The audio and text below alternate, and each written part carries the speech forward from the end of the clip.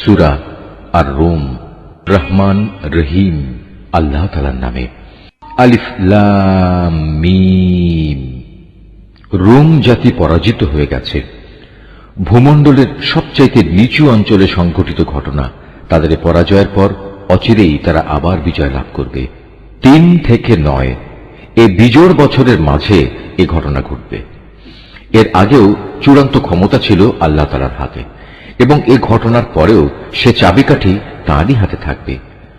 রোমকদের বিজয়ে সেদিন ইমানদার ব্যক্তিরা ভীষণ খুশি হবে। আল্লাহ তাআলার সাহায্যেই এসব ঘটবে। তিনি যখন যাকে চান তাকেই বিজয় সাহায্য দান করেন। তিনি মহাপরাক্রমশালী ও পরম দয়ালু। এটা হচ্ছে আল্লাহ তাআলারই ওয়াদা। আল্লাহ তাআলা কখনো তার ওয়াদার বরখেলাফ করেন না, কিন্তু অধিকাংশ মানুষই তা জানে না। তারা তো পার্থিব জীবনের শুধু বাইরের দিকটি সম্পর্কেই জানে, কিন্তু আখিরাতের জীবন সম্পর্কে তারা সম্পূর্ণই গাফেল। এ মানুষগুলো কি নিজেদের মনে একথা চিন্তা করে না আল্লাহ তাআলা কিভাবে আসমান সমূহ, জমিন ও অন্য সব কিছু যথাযথভাবে এবং একটি সুনির্দিষ্ট সময় দিয়ে পয়দা করেছেন? কিন্তু মানুষদের মাঝে অধিকাংশই এ সব কিছুর শেষে তাদের মালিকের সামনে হাজির হওয়া অস্বীকার করে। এরা কি আমার জমিনে ভ্রমণ করে না এবং তাদের আগের লোকদের পরিণাম প্রত্যক্ষ করে না? অথচ তারা শক্তিতে এদের চাইতে ছিল অনেক প্রবল। তারা এ জমিনেই অনেক চাষাবাদ করেছে। আজ এরা যেমন একে আবাদ করছে, তাদের চাইতে বরং তারা বেশি পরিমাণেই একে আবাদ করেছিল। অতঃপর তাদের কাছে তাদের রসুলরা সুস্পষ্ট নিদর্শন নিয়ে হাজির হয়েছিল, কিন্তু তারা রসুলদের মানতে অস্বীকার করায় আমার গজব আবাদ করা সেই শখের জমিন থেকে তাদের নিশ্চিহ্ন করে দিল। আল্লাহ তাআলা তাদের উপর গজব পাঠিয়ে কোনো জুলুম করেননি, বরং কুফরি করে তারা নিজেরাই নিজেদের উপর জুলুম করেছে। অতঃপর যারা মন্দ কাজ করেছে তাদের পরিণাম মন্দই হয়েছে, কেননা তারা আল্লাহ তাআলার আয়াতকে অস্বীকার করেছে। তা নিয়ে তারা ঠাট্টা বিদ্রূপ করেছে। আল্লাহ তাআলা নিজেই তার সৃষ্টিকে অস্তিত্ব দান করেন, আবার তিনি তাকে তার মূলের দিকে ফিরিয়ে নেন। অতঃপর তোমাদের তার কাছেই ফিরে যেতে হবে। যেদিন কিয়ামত অনুষ্ঠিত হবে সেদিন এর ভয়াবহতা দেখে অপরাধী ব্যক্তিরা ভীত বিহ্বল হয়ে পড়বে। সেদিন তাদের শরীকদের কেউই তাদের জন্য সুপারিশ করার মতো থাকবে না, বরং তারা তাদের এ শরীক করার ঘটনাই তখন অস্বীকার করবে। যেদিন কিয়ামত হবে সেদিন মানুষরা ঈমান ও কুফরের ভিত্তিতে আলাদা হয়ে পড়বে। যারা আল্লাহর উপর ঈমান এনেছে এবং সাথে সাথে নেক কাজ করেছে তারা জান্নাতের বাগিচায় থাকবে। তাদের সেখানে প্রাচুর্যপূর্ণ মেহমানদারি করা হবে। অপরদিকে যারা কুফরি করেছে এবং আমার আয়াত অস্বীকার করেছে শেষ বিচারের দিন আমার সামনাসামনি হওয়ার ঘটনা, তাদের আযাবের সম্মুখীন করা হবে। অতএব দিবাশেষে যখন তোমরা সন্ধ্যা করো তখন আল্লাহ তাআলার মাহাত্ম্য ঘোষণা করো। যখন সকালবেলার মাধ্যমে দিনের শুরু করো তখনও। আসমান সমূহ ও জমিনের যাবতীয় প্রশংসা তো একমাত্র তাঁরই জন্যে। তাঁর মাহাত্ম্য ঘোষণা করো যখন তোমরা দিনের দ্বিতীয় প্রহর শুরু করো, আবার যখন দিনের তৃতীয় প্রহর শুরু করো তখনও। কেননা তিনি মৃত থেকে জীবন্ত কিছুর আবির্ভাব ঘটান, একইভাবে জীবন্ত কিছু থেকে মৃতকে বের করে আনেন। তিনি সেই সত্তা যিনি এ জমিনকে তার নির্জীব অবস্থার পর পুনরায় জীবন দান করেন। ঠিক এভাবেই তোমাদের আবার পুনরুত্থিত করা হবে। আল্লাহ তাআলার কুদরতের নিদর্শন সমূহের মধ্যে একটি নিদর্শন এই যে শুরুতে তিনি তোমাদের মাটি থেকে পয়দা করেছেন, অতঃপর তোমরা মানুষ হিসেবে জমিনে সর্বত্র ছড়িয়ে পড়লে। তার কুদরতের নিদর্শন সমূহের মাঝে এও একটি যে তিনি তোমাদের জন্য তোমাদের মধ্যে থেকে তোমাদের সঙ্গী সঙ্গিনীদের বানিয়েছেন, যাতে করে তোমরা তাদের কাছে সুখ শান্তি লাভ করতে পারো। উপরন্তু তিনি তোমাদের মাঝে ভালোবাসা ও পারস্পরিক সৌহার্দ্য সৃষ্টি করে দিয়েছেন। অবশ্যই এর মাঝে চিন্তাশীল সম্প্রদায়ের জন্য অনেক নিদর্শন রয়েছে। আকাশমালা ও জমিনের সৃষ্টি, তোমাদের পারস্পরিক ভাষা ও বর্ণ বৈচিত্র্য নিঃসন্দেহে তার কুদরতের নিদর্শন সমূহের মাঝে এক একটি বড় নিদর্শন। অবশ্যই জ্ঞানবান মানুষদের জন্য এতে অনেক নিদর্শন রয়েছে। তোমাদের রাত ও দিনের ঘুম, তোমাদের তার দেয়া রিজেক তালাশ করাও তার কুদরতের নিদর্শন সমূহের মাঝে একটি। অবশ্য এই সব কিছুর মাঝে যে জাতি আল্লাহর কথা শোনে তাদের জন্য অনেক নিদর্শন রয়েছে। তার কুদরতের নিদর্শন সমূহের মাঝে এও একটি যে তিনি তোমাদের বিদ্যুৎ ও তার আলো দেখান ভয় এবং আশা সঞ্চারের মাঝ দিয়ে তা প্রতিভাত হয়। তিনি আসমান থেকে পানি বর্ষণ করেন, অতঃপর তা দিয়ে জমিন একবার নির্জীব হয়ে যাওয়ার পর তাকে পুনরায় জীবন দান করেন। অবশ্য এতেও বোধ শক্তি সম্পন্ন জাতির জন্য আল্লাহকে চেনার অনেক নিদর্শন রয়েছে। তার নিদর্শনসমূহের মাঝে এও একটি যে তার আদেশেই আসমান জমিন নিজ নিজ অবস্থানের উপর দাঁড়িয়ে আছে। তোমরা মাটির ভেতরে চলে গেলে অতঃপর যখন তিনি তোমাদের সে মাটির ভেতর থেকে বেরিয়ে আসার জন্য ডাক দেবেন, তখন সে ডাক শোনা মাত্রই তোমরা উঠে আসবে। এ আকাশমালা ও জমিনে যেখানে যা কিছু আছে তা তো একান্তভাবে তাঁর জন্যই, সব কিছু তাঁর আদেশেরই অনুগত। তিনি সেই মহান সত্তা যিনি গোটা সৃষ্টি জগৎকে প্রথমবার পয়দা করেন, অতঃপর কিয়ামতের দিন তাকে আবার আবর্তিত করবেন। সৃষ্টির প্রক্রিয়ায় সে কাজটি তার জন্য খুবই সহজ, কেননা আসমান সমূহ ও জমিনে সর্বোচ্চ মর্যাদা তো তার জন্যই নির্ধারিত, এবং তিনি মহাপরাক্রমশালী প্রজ্ঞাময়। হে মানুষরা, আল্লাহ তাআলা তোমাদের বোঝার জন্য তোমাদের নিত্যদিনের ঘটনা থেকে উদাহরণ পেশ করছেন। সে উদাহরণটির জিজ্ঞাসা হচ্ছে, আমি তোমাদের যে রিজিক দান করেছি তাকে তোমাদের অধিকারভুক্ত দাস দাসেরা সমভাবে অংশীদার, এমন অংশীদার যাতে করে তোমরা এবং তারা সমান হয়ে যেতে পারো। বলতে পারো, তোমরা কি তাদের ব্যাপারে ততটুকু ভয় করো যতটুকু ভয় নিজেদের ব্যাপারে করো? বস্তুত এভাবেই আমি বোধ শক্তি সম্পন্ন সম্প্রদায়ের জন্য আমার কথাগুলো খুলে খুলে বর্ণনা করি। কিন্তু যারা সীমা লঙ্ঘনকারী তারা অজ্ঞানতাবশত নিজেদের খেয়াল খুশির অনুসরণ করে রেখেছে।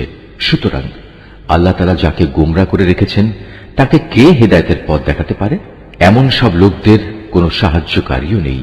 অতএব হে নবী, তুমি নিষ্ঠার সাথে নিজেকে সঠিক দিনের উপর কায়েম রাখো। আল্লাহ তাআলার প্রকৃতির উপর নিজেকে দাঁড় করাও, যার উপর তিনি মানুষকে পয়দা করেছেন।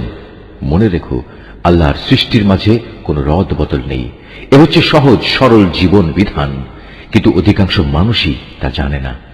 তোমরা একনিষ্ঠভাবে তাঁর অভিমুখী হও এবং শুধু তাঁকেই ভয় করো। তোমরা নামাজ প্রতিষ্ঠা করো এবং কখনো মুশরিকদের দলভুক্ত হয়েও না। তাদের মাঝে এমনও আছে যারা তাদের দিনকে টুকরো টুকরো করে দিয়েছে এবং তারা নানা ফেরকায় পরিণত হয়ে গেছে। প্রত্যেক দলই নিজেদের কাছে যা কিছু রয়েছে তা নিয়ে মত্ত আছে। মানুষদের যখন কোনো দুঃখ দৈন্য স্পর্শ করে তখন তারা তার আল্লাহর দিকে বিনয়ের সাথে ধাবিত হয়ে তাদের মালিককে ডাকতে থাকে। অতঃপর যখন তিনি তাদের তার দয়া নিয়ামতের স্বাদ উপভোগ করান তখন সাথে সাথে তাদের একদল লোক তাদের মালিকের সাথে অন্যদের শরীক করতে শুরু করে। উদ্দেশ্য হচ্ছে যা কিছু অনুগ্রহ আমি তাদের দান করেছি তার প্রতি যেন অকৃতজ্ঞতাজনিত আচরণ করতে পারে। করে নাও, অতঃপর অচিরেই তোমরা তোমাদের কুফরির ফলাফল জানতে পারবে। কিংবা আমি কি তাদের উপর এমন কোন দলিল প্রমাণ পাঠিয়েছি যে যে শিরক এরা করে চলেছে তা তাদের এ ধরনের কোন আদেশ দেয়? আমি যখন মানুষদের অনুগ্রহের স্বাদ আস্বাদন করাই তখন তারা তাতে ভীষণ খুশি হয়, আবার যখন তাদেরই কাজের কারণে তাদের উপর কোনো মুসিবত পতিত হয় তখন তারা সাথে সাথেই নিরাশ হয়ে পড়ে। এরা কি এই বিষয়টি নিয়ে ভেবে দেখেনি আল্লাহ তাআলা যার জন্য চান তার রিজিক প্রসারিত করে দেন, আবার যাকে চান তাকে কম করে দেন? নিঃসন্দেহে যারা ঈমানদার জাতি, এতে তাদের জন্য অনেক নিদর্শন রয়েছে। অতএব হে ঈমানদার ব্যক্তি, তুমি আত্মীয় স্বজনকে তার অধিকার আদায় করে দাও। অভাবগ্রস্ত মুসাফিরদেরও নিজ নিজ পাওনা বুঝিয়ে দাও। এই বিষয়টি তাদের জন্য ভালো যারা একমাত্র আল্লাহ তাআলার সন্তুষ্টি কামনা করে, আর সত্যিকার অর্থে এরাই হবে সফল কাম। যা কিছু ধন সম্পদ তোমরা সুদের উপর দাও তা তো এজন্যই দাও যেন তা অন্য মানুষদের মালের সাথে সামিল হয়ে বৃদ্ধি পায়। আল্লাহ তাআলার দৃষ্টিতে তা কিন্তু মোটেই বাড়ে না। অপরদিকে যে যাকাত তোমরা দান করো তা যেহেতু একান্তভাবে আল্লাহ তাআলাকে সন্তুষ্ট করার উদ্দেশ্যে দান করো তাই বরং বৃদ্ধি পায়। জেনে রেখো, এরাই হচ্ছে সেসব লোক যারা যাকাতের মাধ্যমে আল্লাহর দরবারে নিজেদের সম্পদ বহুগুণে বাড়িয়ে নেয়। আল্লাহ তাআলা সেই পরাক্রমশালী সত্তা যিনি তোমাদের সৃষ্টি করেছেন, অতঃপর তিনি তোমাদের রিজিক দান করেছেন। তিনিই আবার তোমাদের মৃত্যু দেবেন, অতঃপর কিয়ামতের দিন তিনি তোমাদের আবার জীবন দেবেন। তোমরা যাদের আল্লাহর সাথে শরীক করে নিয়েছ তাদের কেউ কি এমন আছে যে এর কোনো একটি কাজও করতে পারবে? মূলত তারা আল্লাহর সাথে যাদের শরীক বানায় আল্লাহ তাআলা তা থেকে অনেক পবিত্র, অনেক মহান। মানুষের কৃতকর্মের দরুন জলে স্থলে সর্বত্র আজ বিপর্যয় ছড়িয়ে পড়েছে। মূলত আল্লাহ তাআলা তাদের কতিপয় কাজকর্মের জন্য তাদের শাস্তির স্বাদ আস্বাদন করাতে চান, যাতে করে তারা সেসব কাজ থেকে ফিরে আসে। হে নবী, তুমি বলো, তোমরা আল্লাহর জমিনে ভ্রমণ করো এবং যারা আগে এখানে মজুদ ছিল আল্লাহ তাআলাকে অস্বীকার করায় তাদের কি পরিণতি হয়েছিল তা অবলোকন করো। মূলত তাদের অধিকাংশ লোকই ছিল মুশরিক। অতএব হে নবী, তুমি তোমার নিজেকে সত্য দ্বীনের উপর প্রতিষ্ঠিত করে রাখো আল্লাহ তাআলার পক্ষ থেকে ভয়াবহ দিনটি আসার আগে পর্যন্ত, যা কেউই ফিরিয়ে রাখতে পারবে না। আর সেদিন যখন আসবে তখন মোমেন ও কাফের সবাই আলাদা হয়ে যাবে। যে ব্যক্তি আল্লাহ তাআলাকে অস্বীকার করল তার এক কুফরি আযাব হিসেবে তার উপরই এসে পড়বে। অপরদিকে যে ব্যক্তি নেক আমল করল তারাই যেন এর মাধ্যমে নিজেদের জন্য সুখ সজ্জা রচনা করল। মূলত যারাই আল্লাহ তাআলার উপর ঈমান আনবে এবং সে অনুযায়ী নেক আমল করবে, আল্লাহ তাআলা তাঁর অনুগ্রহ দ্বারা তাদের যথোপযুক্ত বিনিময় দান করবেন। আল্লাহ তাআলা কাফেরদের কখনো পছন্দ করেন না। তার মহান কুদরতের নিদর্শন সমূহের মাঝে এও একটি যে তিনি তোমাদের কাছে বৃষ্টির সুসংবাদবাহী বাতাস প্রেরণ করেন, যাতে করে তিনি তোমাদের তার অনুগ্রহের স্বাদ আস্বাদন করাতে পারেন। উপরন্তু তার আদেশে সমুদ্রে জলযানগুলো যেন চলতে পারে এবং তোমরাও এর মাধ্যমে তার কাছ থেকে রিজিক তালাশ করতে পারো, এবং আশা করা যায় তোমরা এসব কিছুর জন্য তার কৃতজ্ঞতা জ্ঞাপন করবে।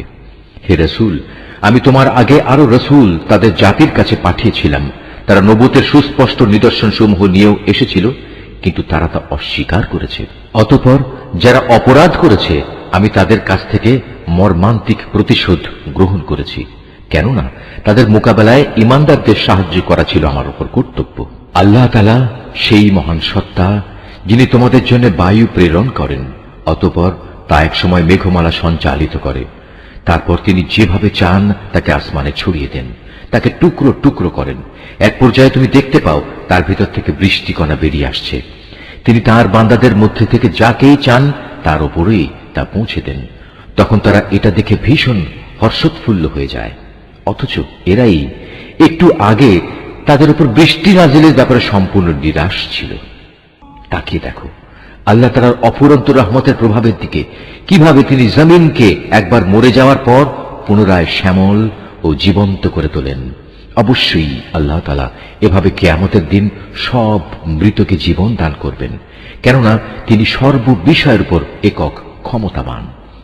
যদি আমি কখনো এমন বায়ু পাঠাতে শুরু করি যার ফলে মানুষ ফসলকে হলুদ রঙের দেখতে পায়, তখন অবশ্যই তারা আমার অকৃতজ্ঞতা জ্ঞাপন করতে শুরু করে। হে নবী, মৃতকে তো তুমি তোমার কথা শোনাতে পারবে না, না পারবে বধিরকে তোমার ডাক শোনাতে, বিশেষ করে যখন ওরা তোমাকে দেখেই মুখ ফিরিয়ে নেয়।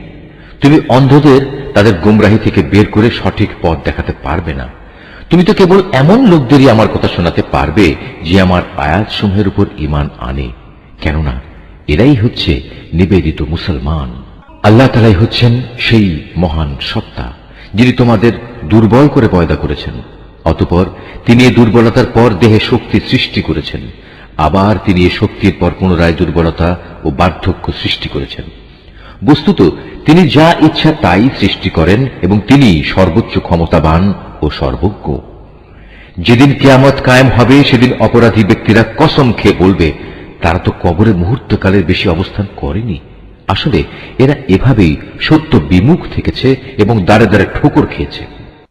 কিন্তু সেসব লোক যাদের যথার্থ জ্ঞান ও ঈমান দেয়া হয়েছে তারা বলবে, না, তোমরা তো আল্লাহ তাআলার হিসাব মতো কবরের পুনরুত্থান দিবস পর্যন্তই অবস্থান করে এসেছো, আর আজকের দিনই হচ্ছে সেই প্রতিশ্রুত পুনরুত্থান দিবস, কিন্তু তোমরা এই দিনটাকে সঠিক বলে জানতে না। সেদিন জালেমদের ওজর আপত্তি তাদের কোনোই উপকারে আসবে না, না তাদের আল্লাহ তাআলা সন্তুষ্টি লাভের সুযোগ দেয়া হবে। হে নবী, আমি মানুষদের বোঝানোর জন্য এ কোরআনে সব ধরনের উদাহরণই পেশ করেছি। তারপরেও যদি তুমি এদের কাছে কোনো আয়াত নিয়ে হাজির হও, তবুও এ কাফেররা বলবে তোমরা তো বাতিলপন্থী। এভাবেই আল্লাহ তাআলা তাদের অন্তরে মোহর মেরে দেন, যারা সত্য সম্পর্কে কিছুই জানে না।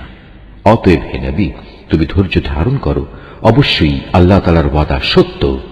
যাদের শেষ বিচারের দিনের উপর আস্থা নেই তারা যেন তোমাকে কখনোই সত্য দিন থেকে বিচলিত করতে না পারে।